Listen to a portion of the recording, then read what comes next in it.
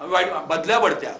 आज अधिकारी पाणी खात्यात, बांधकाम खात्यात, तेच अधिकारी 20-20 वर्ष कमिशनरांचे, आपला सिटी इंजिनियरचा PA, शहर विकास विभागामध्ये काम करणारे नगर अभियंता, हे कार्यकारी अभियंता, मग नावं घेतली तर आता नावच घेतो, नेहर आहे, मग त्या ठिकाणी सुनील पाटील आहे, किंवा याच्या आधी निंबाळकर होते. म्हणजे 20-20 वर्ष ही मंडळी जर इथे थांबत असतील म्हणजे कुठेतरी पाणी मुरतं. आणि ही मंडळी आज पाटोळे, तुम्हाला माहिती आहे पाटोळेच्या उपायुक्त पदाची किंवा सहाय्यक आयुक्त पदाची मंजुरी नव्हती.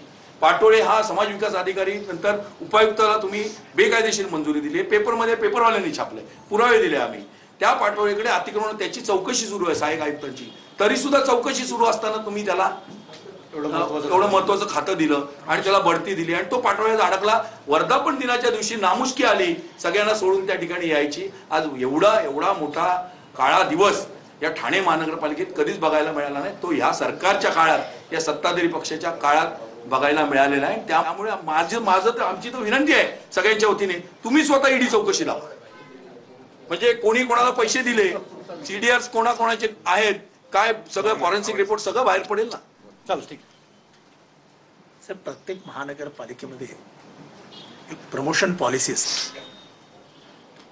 तुमच्या प्रमोशन पॉलिसीचा एक व्हाईट पेपर तुम्ही काढावा अशी माझी तुम्हाला विनंती. या महानगरपालिकेमध्ये शासनातर्फे जे अधिकारी येतात ते परत शासनात जातच नाहीत, ते इथेच चिटकून राहतात. असं काय आहे या महानगरपालिकेत? हे काय मधाचं पोळ आहे?